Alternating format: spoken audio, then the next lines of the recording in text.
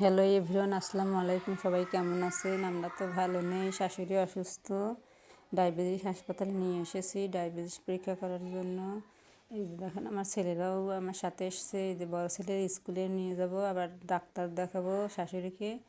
এই যে আমরা বসে আছি, অপেক্ষা করতেছি ডাক্তারের জন্য।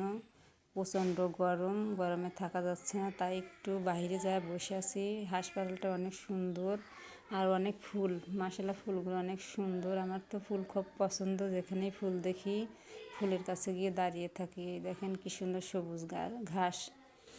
এই যে আমরা চলে আসলাম এসোট হাসপাতালে, পাবনা শহরে।